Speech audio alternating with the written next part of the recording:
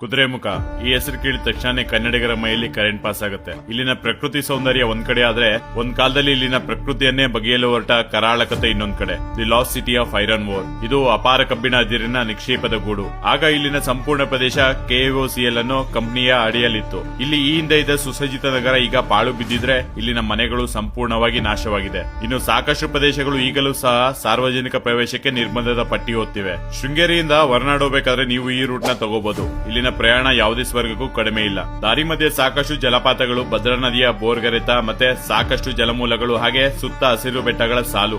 Monsoon ಅಲ್ಲಂತೂ ಸ್ವರ್ಗಕ್ಕೆ ಕಿಚ್ಚಚ್ಚುವಂತ ಸ್ಥಳ ಇದು.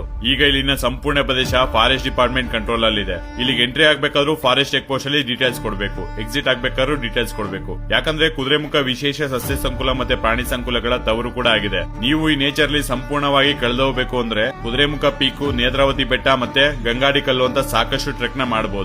ಇದು ಚಿಕ್ಕಮಗಳೂರು ಜಿಲ್ಲೆಯಲ್ಲಿ ಬರೋದ್ರಿಂದ ಇಲ್ಲಿ ಸುತ್ತಮುತ್ತ ಸಾಕಷ್ಟು ಟೂರಿಸಂ ಸ್ಪಾಟ್ ಸಿಗುತ್ತೆ. ಸೊ ಈ ರೀಲ್ ನ ಸೇವ್ ಮಾಡ್ಕೊಳ್ಳಿ. ನೆಕ್ಸ್ಟ್ ಟೈಮ್ ಈ ರೂಟ್ ನ ಮಿಸ್ ಮಾಡಬೇಡಿ.